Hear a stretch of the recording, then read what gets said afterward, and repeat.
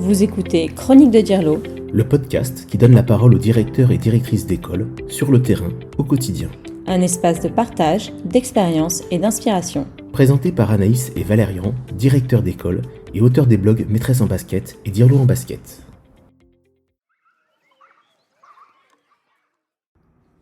Bonjour à toutes et à tous et bienvenue dans Chronique de Dirlo. Aujourd'hui, on va parler d'un moment que beaucoup redoutent, mais qui peut être finalement un moment de prise de conscience. L'entretien pour devenir directeur ou directrice d'école. Que vous soyez candidat ou que vous soyez déjà directeur et amené à participer à un jury, nous allons vous expliquer comment ça se passe vraiment et surtout comment aborder cet entretien avec sérénité. Partie 1. Pourquoi cet entretien existe ? Alors déjà, pourquoi un entretien ? Parce que la direction, ce n'est pas seulement remplir des registres et envoyer des mails. C'est de la gestion humaine, de la coordination, de l'écoute, de la diplomatie et de la médiation. En fait, l'entretien sert à mesurer tout ça, la posture, la motivation, la capacité à piloter une équipe. On n'attend pas un directeur parfait, mais quelqu'un qui comprend ce qu'il s'engage à faire et qui a déjà une vision de son futur rôle. Comme je le dis souvent, on demande à un directeur de déjà porter le costume du directeur qu'il sera et de la façon dont il pense et dont il envisage piloter une équipe. Deuxième partie, comment ça se déroule ? L'entretien est assez simple dans la structure. On commence par une présentation libre du candidat. Qui êtes-vous ? Qu'est-ce que vous avez fait et pourquoi vous avez envie de devenir directeur ou directrice ? Ensuite, le jury vous pose des questions plus ciblées à travers des situations, des cas de mise en pratique. Comment est-ce que vous travaillez avec une équipe ? Comment vous gérez une situation délicate ? Comment vous communiquez avec les familles ou la mairie ? Ou comment, par exemple, vous voyez votre rôle de directeur ?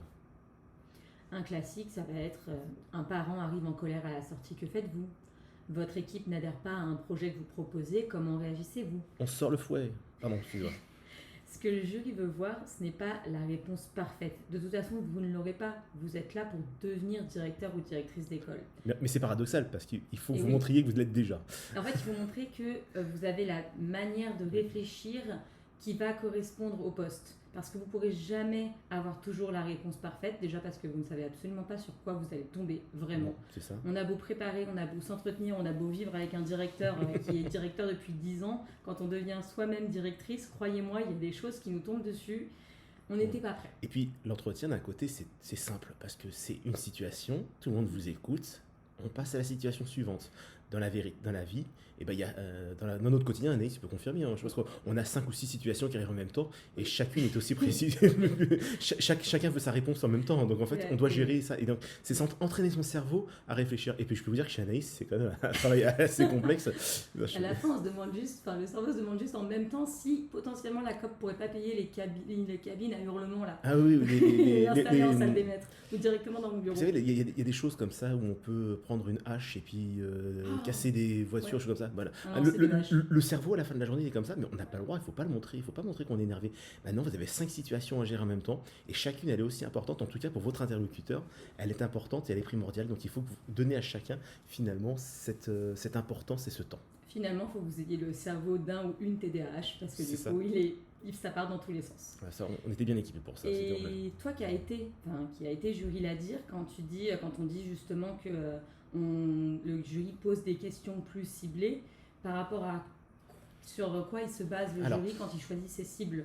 Moi, pour ces questions. Oui, je sais. Alors, c'est très simple en fait. C'est assez simple parce que en fait, on va beaucoup se baser sur votre présentation et sur le CV que vous avez pu donner avant. On va l'étudier avant que vous arriviez dans la salle. Et alors, si par exemple vous n'avez fait que de Je t'interromps 2 secondes. Je crois qu'on a oublié avant l'entretien, il y a un passage il y a l'entretien avec l'IUN. Avec l'IUN, oui, c'est effectivement. Là, on est vraiment que sur l'entretien avec le jury. Donc l'entretien avec le jury, il y a deux IUN et un directeur dans le jury. Voilà, donc on est vraiment sur cet entretien-là. Mais finalement, le podcast peut aussi vous aider pour l'entretien avec l'IUN. C'est à peu près la même structure. Donc en fait, vous avez la circulaire LADIR qui est différente selon les départements et vous avez un entretien avec votre IUN de circonscription et ensuite vous êtes convoqué à cet entretien LADIR. Cet épisode n'a absolument aucune structure, c'est pathétique. Là, on recommence. Donc, on est jury, voilà, vous attendez dans la salle à côté, on découvre votre dossier, même si on l'a eu quelques jours avant, parce qu'on les reçoit par mail quelques jours à l'avance. Alors avant le premier candidat, on a une réunion d'harmonisation avec tous les jurys et puis l'ADSDEN qui nous dit un petit peu les attendus, les attentes, les points de vigilance, et puis surtout qu'on ait la même attitude. Donc une fois que cette commission d'harmonisation est terminée, on reçoit on reprend le dossier du candidat et puis on se met d'accord déjà sur peut-être certaines situations. Si jamais on a déjà pensé en amont, mais on a certains candidats par exemple qui n'ont fait que de la maternelle, on sait qu'on va aller les titiller sur le cycle 3 et vice versa. Quelqu'un qui n'a pas du tout de culture de la maternelle, vous pouvez être certain que vous allez tomber dessus. On va aussi, on va beaucoup N'ayant parler. jamais fait de maternelle avant l'entretien, j'ai eu des questions sur la maternelle. Voilà, et puis bien sûr, mais c'est normal, c'est comme les candidats au CRPE, finalement ils peuvent enseigner de la petite section au CF2 voire à la SECPA, et là c'est pareil, sauf qu'on n'a pas la SECPA. Mais c'est évident, parce qu'on peut être directeur de maternelle ou demander au mouvement d'avoir une école maternelle ou d'avoir une école primaire qui compte maternelle et élémentaire, et il y a des points de direction en tant que directeur de maternelle qui sont précis, qui sont aussi à connaître. Il y a aussi la gestion ZSEM par exemple, qui est un point important. La sécurité qui est différente aussi. Ouais. Oui. Tout ça, c'est à savoir. Il faut le savoir, même si on se dit, moi, je ne serais pas directeur de maternelle. Ah oui, et puis alors si jamais vous commencez à dire au jury, ah non, moi j'ai pas révisé la maternelle parce que j'ai pas envie de faire de la maternelle, on va pas ne pas vous donner l'entretien, mais c'est mauvais signe. C'est un mauvais signe en tout cas sur la façon de se positionner en tant que responsable, en fait, responsable d'école. Donc voilà, on découvre votre dossier, vous pouvez être sûr qu'on vous posera des questions sur ça. Si c'est dans l'air du temps, et c'est l'air du temps en ce moment, vous allez avoir des questions sur le pilotage pédagogique, sur l'analyse des évaluations nationales, sur des petites... La laïcité, où souvent ça peut arriver. Vous allez l'avoir, la laïcité. Oui, la laïcité, ça vous y avez très souvent droit. Harcèlement aussi, ça va. Ouais, moi j'avais... Ça risque de tomber rapidement quand même. Dans les 2 jurys dans lesquels j'étais, la loyauté institutionnelle et le positionnement, ça, vous ne pouviez pas louper.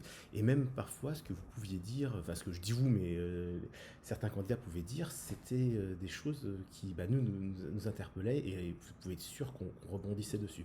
Mais par contre, ce qui va vraiment créer les conditions de l'entretien, même si on va avoir une première idée avant votre arrivée, ça va être votre présentation. Et ça, la présentation, elle va vraiment être essentielle pour les questions qui vont arriver. De toute façon, on va commencer par rebondir sur votre présentation avant d'ouvrir sur d'autres sujets. Partie 3. Ce que le jury cherche vraiment. Je vais vous le dire franchement, le jury ne cherche pas quelqu'un qui connaît les textes par cœur. De toute façon, ce n'est pas possible. Pas possible. Il cherche quelqu'un qui va être capable de garder son calme, comme on l'a dit tout à l'heure, avec 5 situations en même temps, on ne peut pas vriller, analyser une situation, penser au collectif, faire preuve de bon sens et assumer un rôle d'appui et de coordination. Alors, ce qui va faire la différence, c'est pas de citer les circulaires de manière robotique. Si vous ne les connaissez pas, c'est surtout que vous puissiez montrer que vous savez où il faut aller chercher la réponse. C'est important, c'est que vous montriez que vous comprenez l'équilibre subtil de la direction, c'est être un collègue tout en étant un repère dans l'école. Alors oui, effectivement, tout à l'heure, comme on disait, il faut faire preuve de bon sens. Le bon sens, c'est essentiel. Si vous n'arrivez pas à trouver une réponse, essayez de réfléchir. Et ce que me disait souvent mon père, qui était directeur d'école et qui m'avait aidé à préparer l'entretien, c'est l'éducation nationale. Voilà, type éducation nationale, maître formateur et compagnie, j'en ai soupé. Et sa mère était directrice aussi, je tiens à préciser. Voilà, c'est ça. Les repas à Noël sont très sympas. Ouais. Mais ce qui est à dire, c'est que... et donc, merci Anaïs de me faire perdre le fil de la discussion. C'est toujours ta fête. Si le jury, en fait, vous pose des questions et insiste sur une question, c'est qu'à mon avis, vous n'avez pas la bonne réponse. Donc, parfois, il vaut mieux dire, écoutez, je vois bien que vous insistez. Là, je ne vois pas d'autre chose, mais peut-être que je sens que ma réponse, elle est incomplète. Je sens que c'est pas ce que vous attendez comme réponse. Là, maintenant, ce que je me dis, c'est que face à cette situation, j'irai chercher l'information à tel endroit, j'irai chercher telle personne ressource, ou j'irai j'aurai cette attitude avec le collègue ou la personne. Et ça change tout. C'est-à-dire que oui, vous pouvez ne pas avoir la bonne réponse. Qui peut avoir la bonne réponse sur par exemple, l'utilisation des casques sur les vélos, sur les trottinettes en maternelle, quand vous n'avez jamais fait de maternelle et qu'on vous pose une question là-dessus? On ne peut pas avoir la réponse à tout. On ne peut pas avoir la réponse à toutes les circulaires. Moi, j'ai posé des questions à des candidats sur des circulaires qui étaient très précises.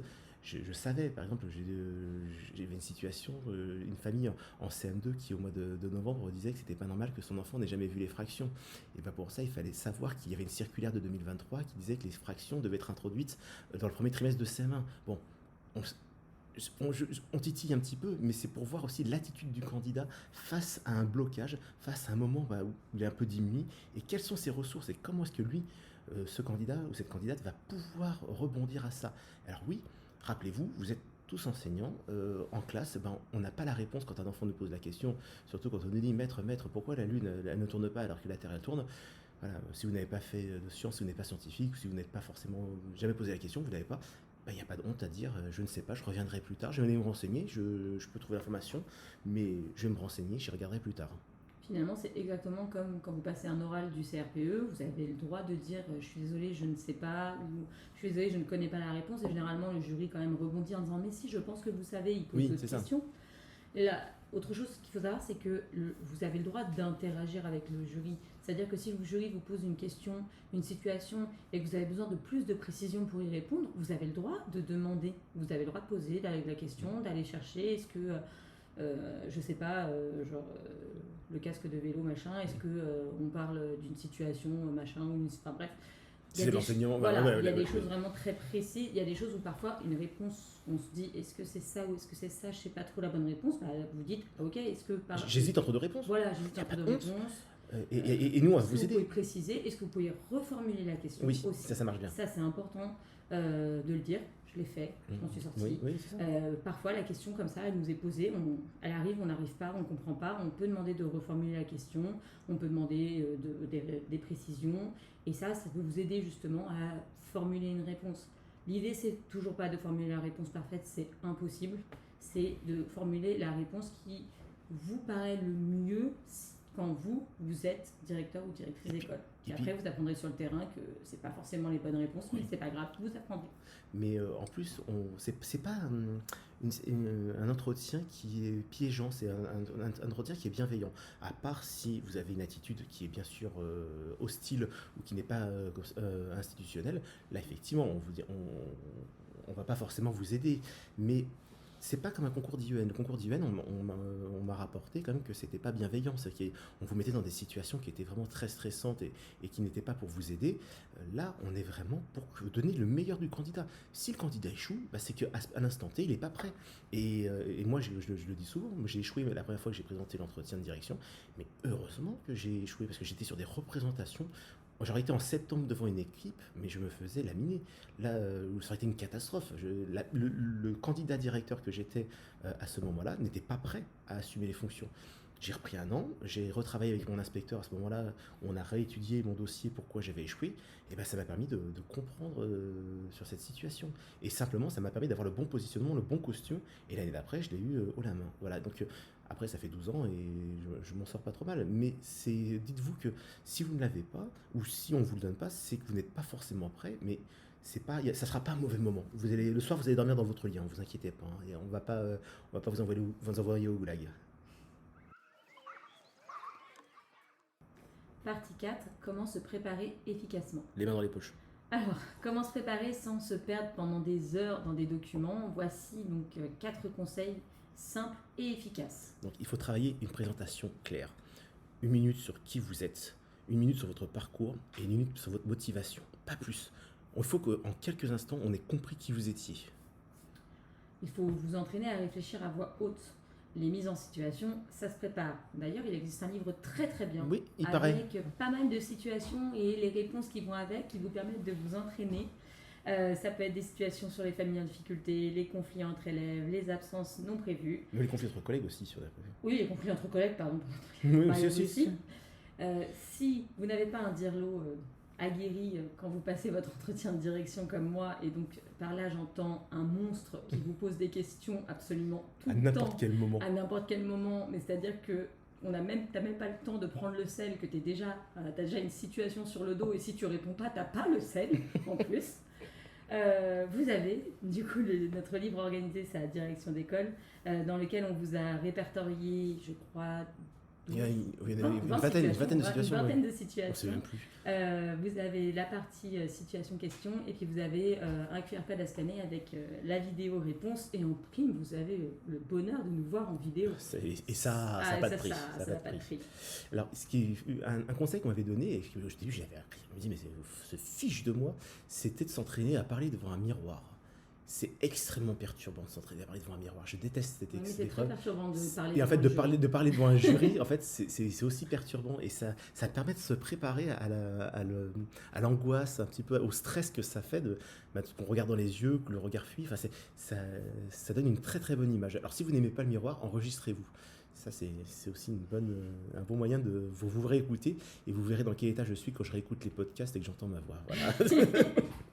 Alors aussi, le troisième conseil, revoyez les bases. Ça, il faut au moins que vous ayez en tête les textes fondateurs, la loi RIAC, le décret de 89 qui a été remodifié, mais au moins vous ayez les bases, le rôle du directeur, le référentiel de compétences de directeur d'école. Ça, c'est quelque chose que vous devez, à défaut de le connaître par cœur, au moins en maîtriser les tenants et les aboutissants. Vous devez connaître les fonctions du directeur d'école et un exemple de ces fonctions. Que vous retrouvez du coup dans le texte de 89 remodifié et surtout du coup dans le nouveau la loi RIAC d'août 2023. C'est un texte qui est quand même assez facile à lire, c'est assez clair. Si vraiment vous n'avez pas envie, pareil, il y a une jolie carte mentale dans notre livre qui renvoie à chaque... Ça devient décent là. Oui, je sais, mais bon, elle est vraiment belle cette carte mentale. J'ai mis beaucoup de temps à la faire, donc j'y mets beaucoup de cœur. Du coup, tout ça, c'est rôle surtout, là où ça peut être piégeant, entre guillemets, ou là où on peut échouer sur l'entretien, c'est surtout de se méprendre sur le rôle du directeur et sur ses fonctions. Oui.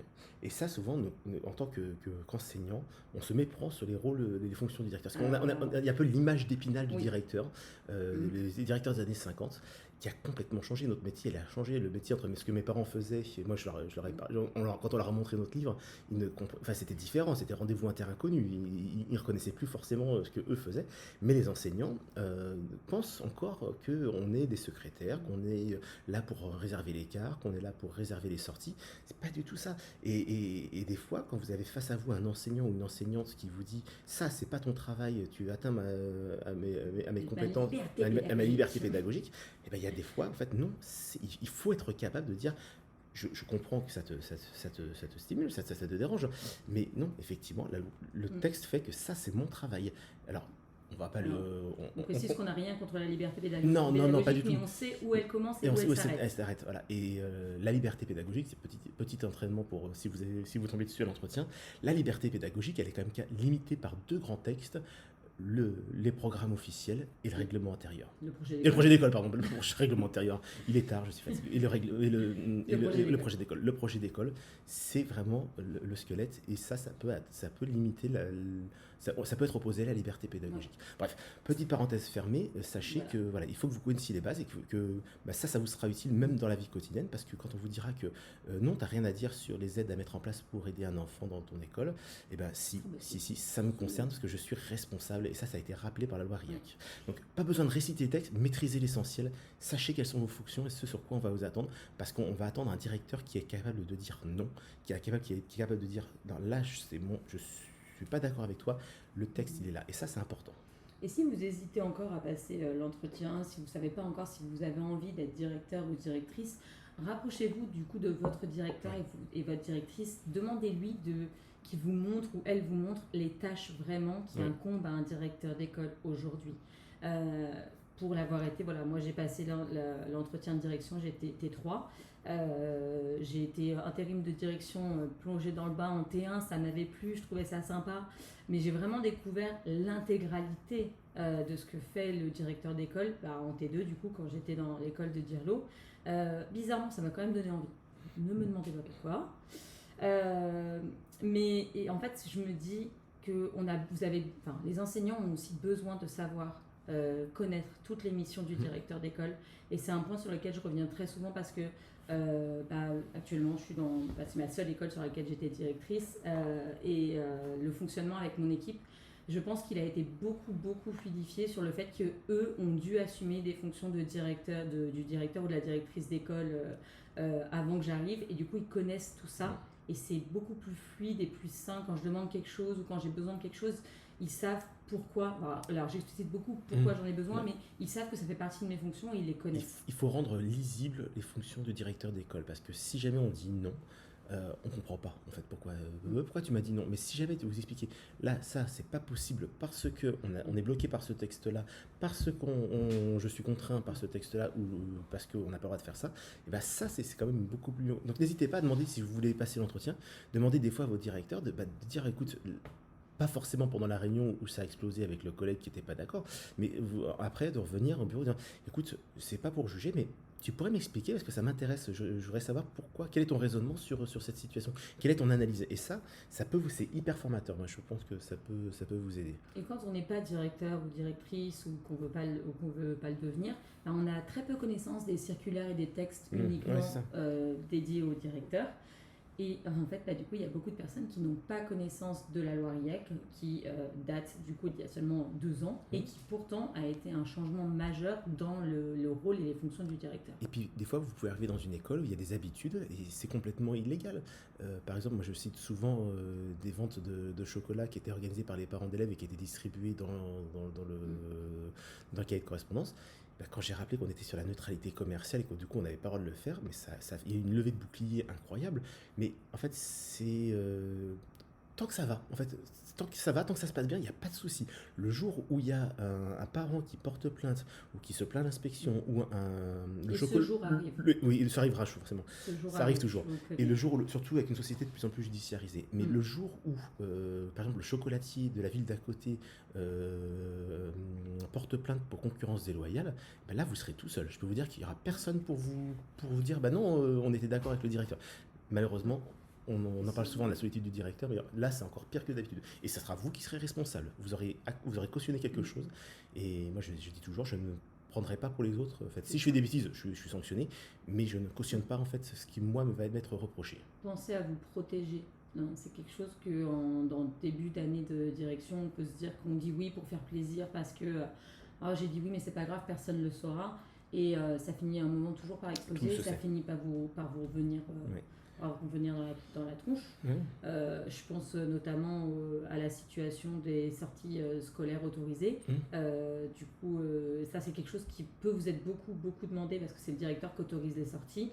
Et ça, avant, c'était pas le directeur qui autorisait les sorties jusqu'à un événement, je sais plus, c'était le truc avec le pont.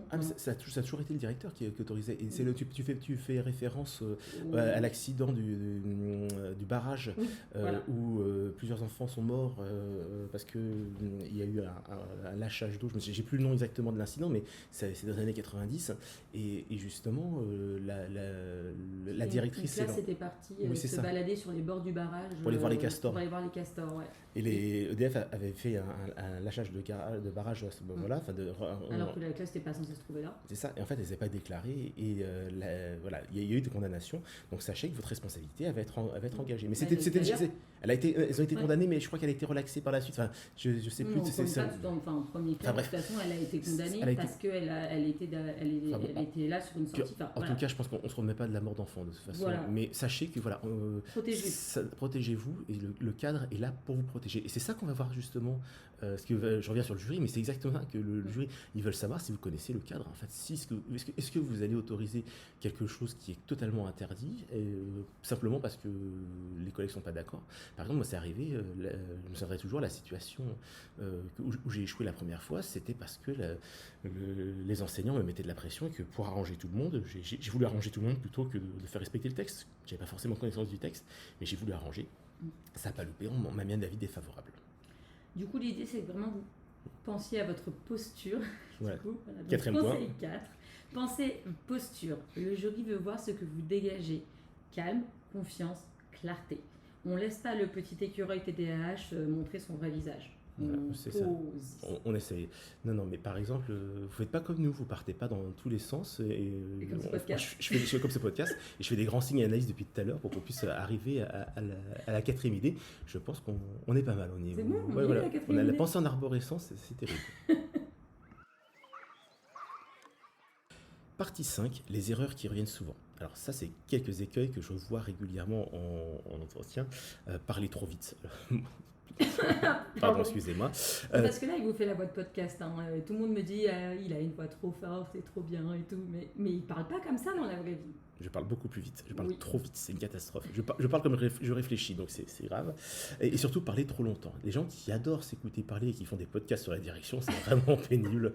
Il faut vraiment que... Voilà. Non, mais sachez que vous êtes là pour répondre à des questions, vous êtes là pour faire un entretien, vous êtes là pour échanger, vous pouvez lancer des pistes, voyez ça rebondit, mais c'est pas la peine de faire... C'est pas un concours de... Il faut pas combler le temps, il faut pas non plus parler pendant des heures pour ne rien dire. Il faut aller droit au but. En plus, ça passe vite. En restant ouvert en plus à la discussion. Il ne faut pas non plus vouloir être parfait, ça va sonner faux. Dire simplement le bon petit, la bonne petite remarque, on ne va pas aimer parce qu'en fait ça sera hypocrite et on pensera qu'on se moque du monde. Ne vous présentez pas comme le sauveur de l'école. Hein, avec moi ça va marcher, je vais mettre ces projets, oui, je vais redresser cette école, je suis extraordinaire, je suis une directrice incroyable. Non, ça marche pas comme ça. Oui, leur alerte, ça ne marche Non, jamais. non, ça marche jamais. Et en plus, vous allez vous mettre tout le monde à dos. Et, donc, et puis surtout, le jury va vous dire voilà, donc on lui laisse 5 jours et dans 5 jours on voit l'état. Ou au contraire, comme quelqu'un qui veut juste rendre service. C'est ce que je vous disais tout à l'heure. Il faut vraiment que vous puissiez montrer que vous êtes là pour faire fonctionner le service en fait. Vous êtes fonctionnaire, vous êtes là pour faire fonctionner. Et c'est un entretien, il faut mettre le costume. Et il faut justement même mettre de côté vos opinions personnelles, vos opinions professionnelles, syndicales, quoi que ce soit. C'est très bien, on peut avoir ses opinions politiques et c'est très bien de les avoir. Mais là, on est dans un entretien professionnel, on n'est pas là pour faire des revendications ou pour faire un débat sur des questions qui... là, vous êtes là pour représenter l'institution. Et faire appliquer ce qu'on vous demande de faire appliquer, même si c'est pas sympa, même si vous n'en avez pas envie, que vous n'êtes pas d'accord avec. Ça, le jury ne veut pas le savoir et surtout vous ne devez pas le montrer. C'est ça.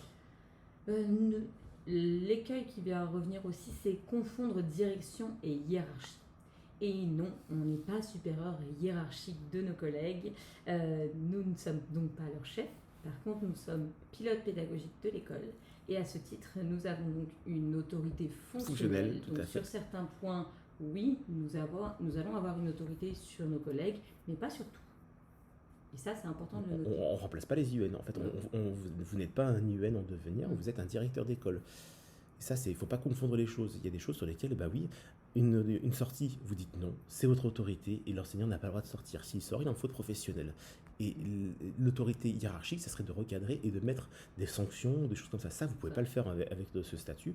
C'est simplement l'IUN et la DSDN qui peuvent le faire.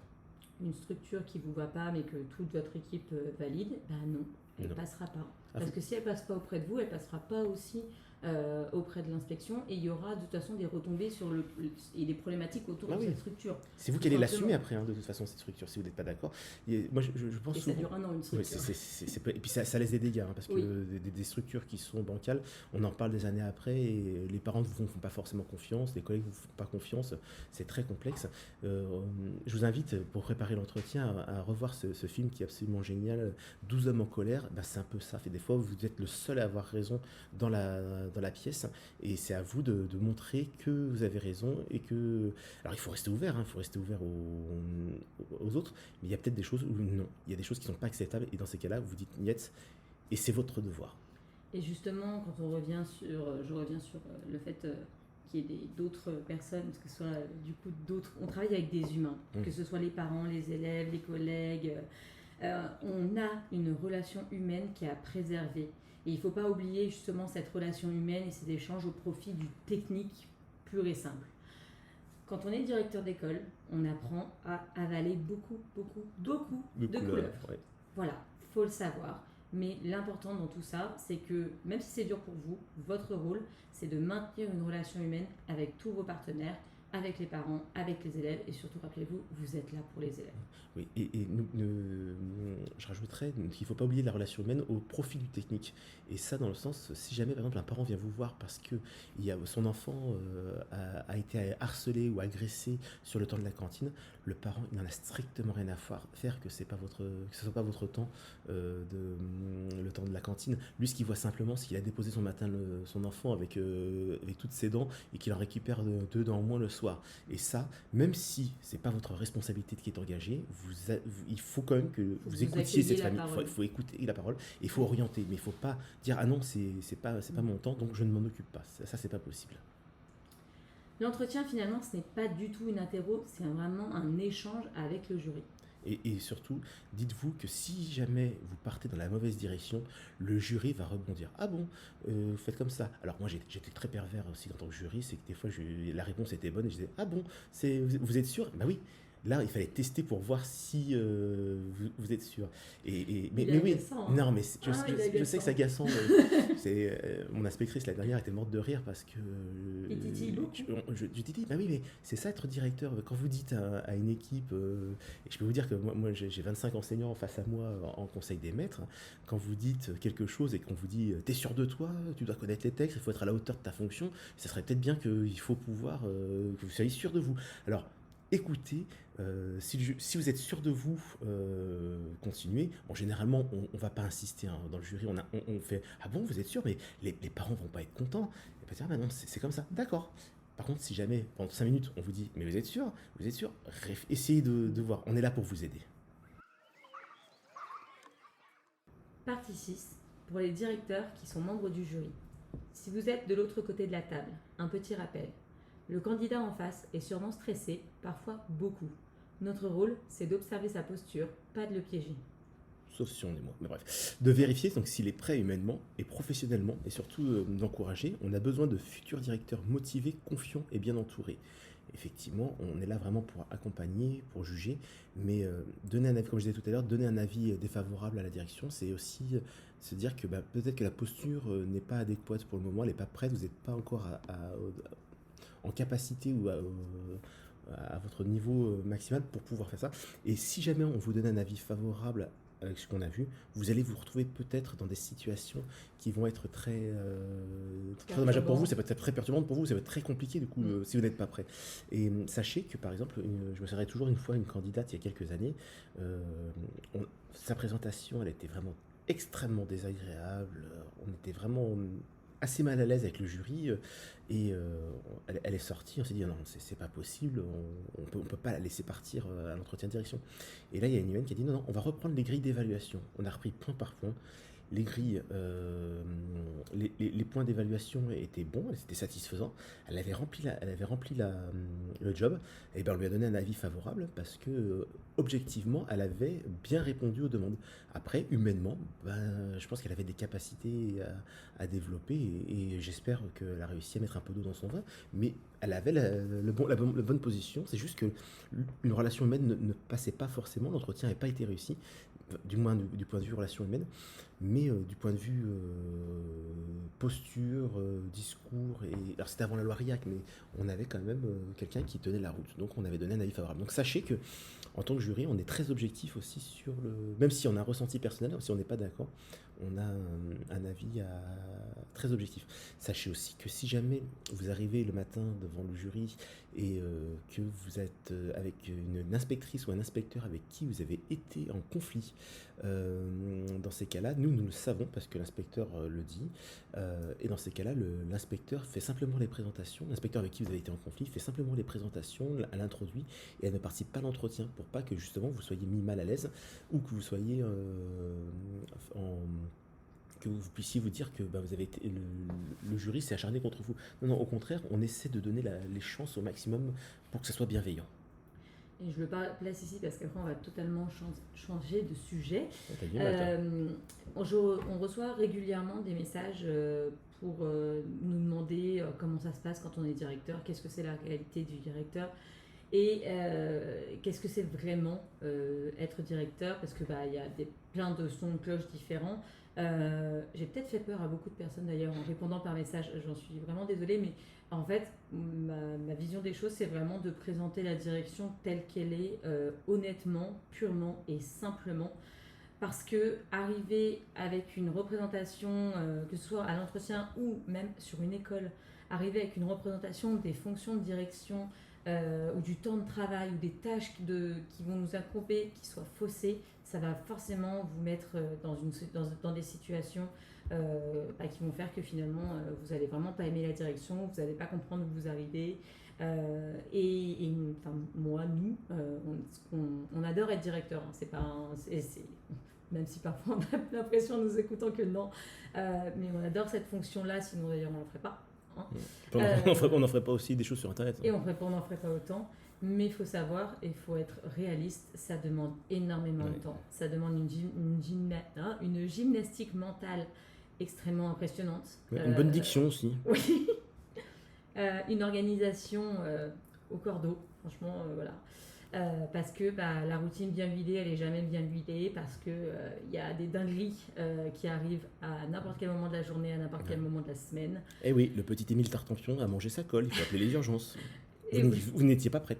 Le photocopieur ne fonctionne plus, mais la pièce de rechange ne fonctionne plus non plus, et il n'y a plus Internet. Ou le tonnerre a explosé sur votre chemise blanche. Voilà, ça c'est du vécu. Et vous avez bien sûr des rendez-vous très importants. Et là, vous avez juste une journée dans la journée d'un dirlo.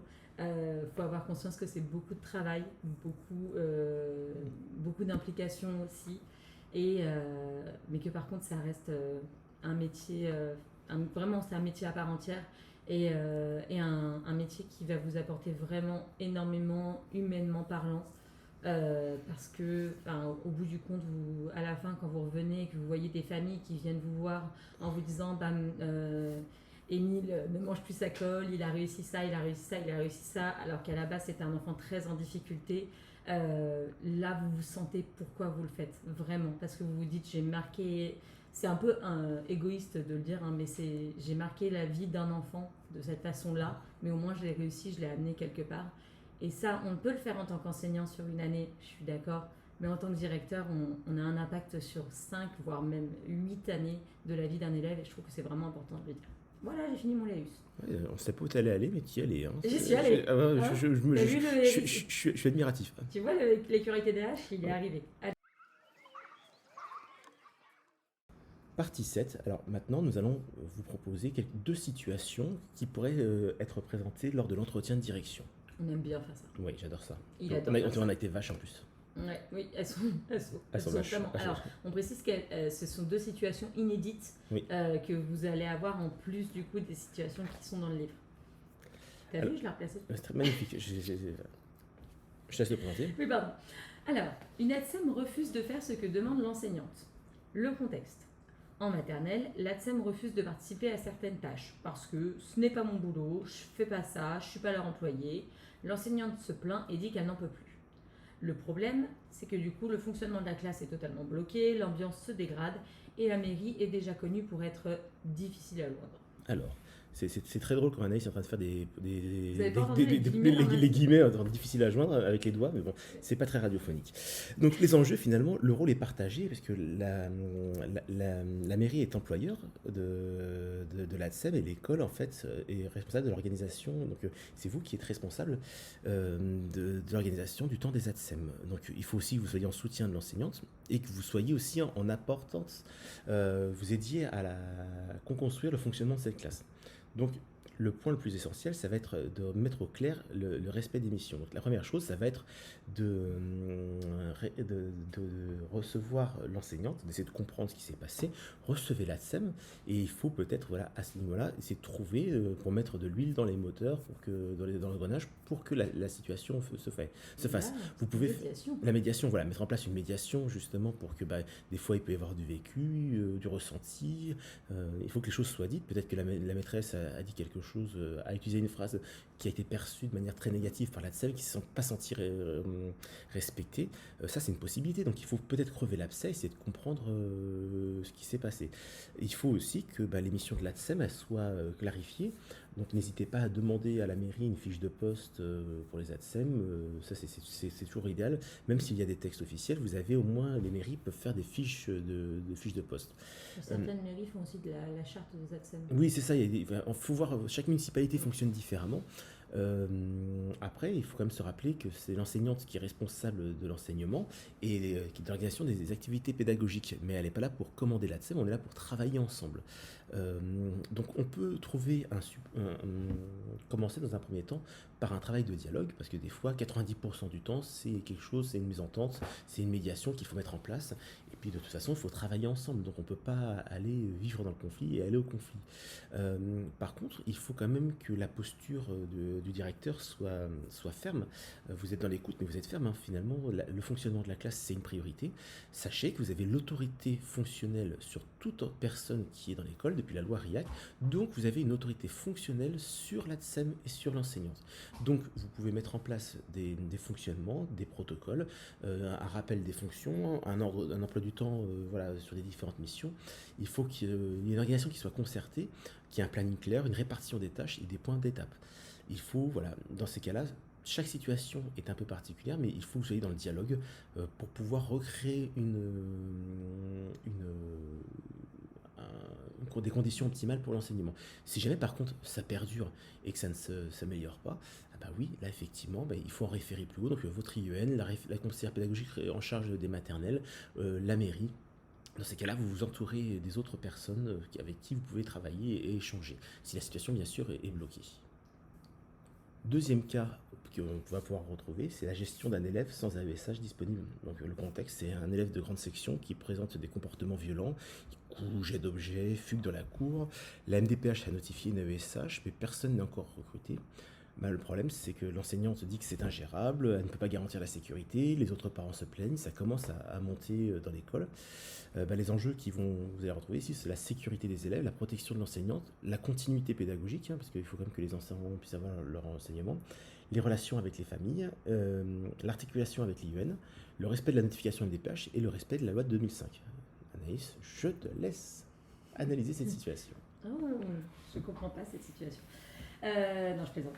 Du coup, ce qu'on va attendre de vous dans un premier temps, déjà la priorité immédiate, ça va être la sécurité, que ce soit la sécurité des élèves, de l'élève elle-même, des élèves de la classe et de l'enseignante. Donc on va mettre en place très rapidement un protocole clair. Un protocole, c'est du coup, on va analyser rapidement qu'est-ce qui déclenche les crises de l'enfant ou ses comportements et quelles réponses on va apporter par rapport à ça. On va essayer dans la mesure du possible d'avoir une surveillance d'adultes renforcée. Là, on est sur une classe de GS. Peut-être avoir une ADSEM à temps complet si ce n'est pas déjà le cas sur l'école, sur la classe de GS. Vous êtes directeur, vous avez la possibilité d'organiser le service. Mettre en place des espaces sécurisés, donc quand on voit par exemple l'élève s'enfuit dans l'école, s'enfuit dans la cour, cet enfant-là, on ne peut pas le laisser juste s'enfuir en se disant ouf, il est sorti de la classe, c'est bon, c'est plus mon problème, il faut qu'on assure que cet élève reste en sécurité. Travailler avec l'IEN pour accélérer ou adapter la solution. Est-ce qu'on ne peut pas mutualiser des AESH? Est-ce qu'on peut mettre en place une alternative temporaire, un aménagement de la scolarité? Là, c'est un élève qui a un dossier MDPH, donc un aménagement de la scolarité peut être envisagé si cela est possible, par exemple, en attendant. Mais travailler avec votre IEN, il faut justement que vous ne gérez pas la situation tout seul, en fait. Surtout dans ces situations-là, c'est vraiment tout écrire. Vous écrivez tous les incidents, tout ce qui s'est passé, à quel moment, à quelle heure. L'effet établissement, il faut que ça soit structuré et que ça soit qu'on puisse, qu'il y ait une chronologie, qu'on sache exactement ce qui s'est passé. On sait que ça peut paraître long, ça peut paraître dur à faire. On peut se dire là, oui, mais là, moi, je suis pas un directeur déchargé, je peux pas faire ça, je peux faire ça. Sachez que vous pouvez remplir des faits établissements plusieurs jours après, que vous pouvez aussi remplir des faits établissements qui ont plusieurs faits sur plusieurs jours, si ça vous permet. Voilà. Mais en tout cas, laissez des traces, laissez des écrits, c'est très important.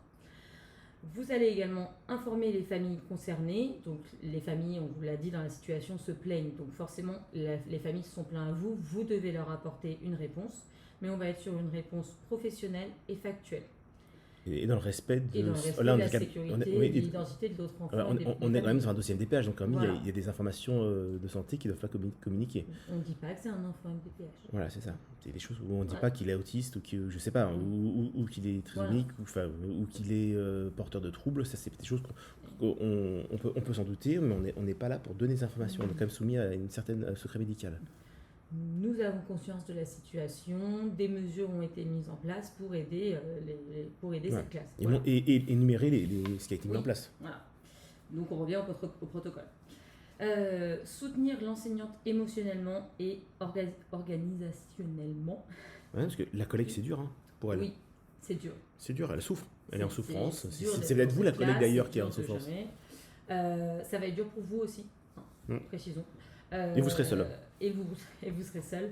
Donc, oui, il y a des moments où votre collègue, elle va avoir besoin d'une pause, elle va avoir besoin qu'on lui facilite la vie sur certains points et qu'on prenne en compte sa fatigue de travail déjà, mais sa fatigue face à cette situation aussi. Et si ne serait-ce que, j'ai envie de dire, vous pouvez offrir 30 minutes de pause à votre collègue parce que du coup, écoute, tu fais pas tes services et tu vas prendre 30 minutes où tu souffles 2 fois dans la journée, je peux vous dire que ça fait déjà 2 fois dans la journée 30 minutes où ce n'est plus, ce n'est plus son problème. Et ça peut être fait quand même assez facilement. Ça dépend des petites écoles, c'est plus compliqué, mais voilà, il faut voir avec la réalité de chaque école. Il y a des solutions qui peuvent être proposées. Quand on revient sur les protocoles, ça peut être aussi un accueil de cet élève dans une autre classe, le faire tourner quand il est en crise. Voilà, le temps que ça se calme et puis qu'il revienne. Voilà, il y a plusieurs idées qui peuvent être mises en place. Et donc, voilà, comme je le disais, on peut proposer des stratégies temporaires, des temps de retrait, un emploi du temps adapté ou des activités individualisées. Sachez que quand on vit ce genre de situation, c'est pas juste une collègue et un directeur qui vivent ce genre de situation. Il faut vraiment que ce soit toute l'école qui vive la situation. Je sais que ça paraît un peu bizarre à dire comme ça, mais avoir le soutien de toute l'école sur cette situation, ça va déjà permettre de plus facilement pouvoir souffler et ça va vous permettre de continuer en attendant d'avoir une solution pérenne. Et en attendant d'avoir par exemple le travail qui est fait avec votre IUN pour accélérer la nomination d'une AESH, par exemple. Ou autre chose, de toute façon, si jamais si l'AESH ne résout pas tout, il peut y avoir d'autres choses. Là c'était cet exemple-là. Et Oui, par contre, attention, moi je mets un gros warning à ce moment-là, c'est que là vous êtes dans un entretien de direction, pensez-le comme un entretien de direction. On veut voir si vous êtes un directeur sur lequel en fait, finalement, c'est moi, IEN, est-ce que je voudrais bien cet enseignant, ce directeur sur une de mes écoles? Si vous commencez... Alors, on a le droit de penser ce qu'on pense, ce qu'on veut de ces situations, mais vous êtes dans un entretien d'embauche. Et non, c'est pas le moment de faire de la politique, ce n'est pas le moment de faire de la revendication syndicale, c'est pas le moment de rentrer dans le débat ou dans la controverse. Vous êtes là justement pour montrer que vous avez une capacité d'analyse et que vous portez un costume institutionnel. N'allez pas dire que vous allez dire aux familles de manifester, de créer des affiches ou que vous allez faire exploser. Enfin, je ne sais quelle information. Attention à ce que vous allez dire et à votre positionnement.